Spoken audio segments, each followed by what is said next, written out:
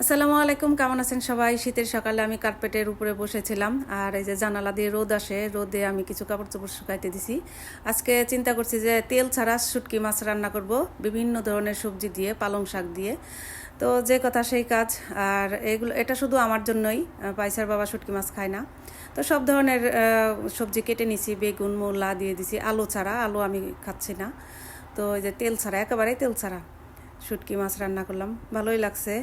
শুধু একটু জিরা বাটা দিছি, একটু টমেটো দিছি, সব ধরনের গুঁড়া মশলা দিয়ে একেবারে মানে 10-15 মিনিটের মধ্যে রান্না হয়ে গেছে। টাটকা সবজি তো, আর পালং শাক হইতে তো মোটেও সময় লাগে না। তো ভালোই লাগছে। আমি পরে টেস্ট করার পরে দেখলাম যে না, তেল ছাড়া তো ভালোই লাগে। আমি মাঝে মাঝে এরকম করেই খাই, তেল ছাড়াই খাই, ভালো লাগে। বাসায় আপনারা ট্রাই করে দেখতে পারেন। আর হচ্ছে আমি বিকেলে বাচ্চাদের জন্য দুধ লাউ রান্না করতেছি। লাউগুলো একেবারে কুচি কুচি করে কেটে নিছি, বাজার থেকে কুচি একটা লাউ নিয়ে আসছিলো। আর এটা হচ্ছে ভেজিটেবল ঘি।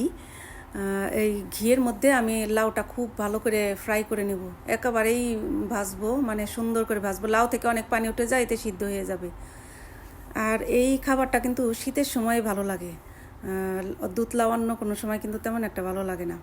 আমি দুধ লাউ বিভিন্ন জায়গায় খেয়ে দেখছি, এর মধ্যে মানে দুধটা একটু হালকা থাকে বা নারকেল দেয়, ওগুলোর চাইতে আমার মনে হয় যে একেবারে ঘন দুধের মধ্যে দুধ লাউটাই বেশি টেস্ট হয়। আর আমি হচ্ছে চিনি ব্যবহার করি নাই, গুড় দিছি, খেজুরের গুড়।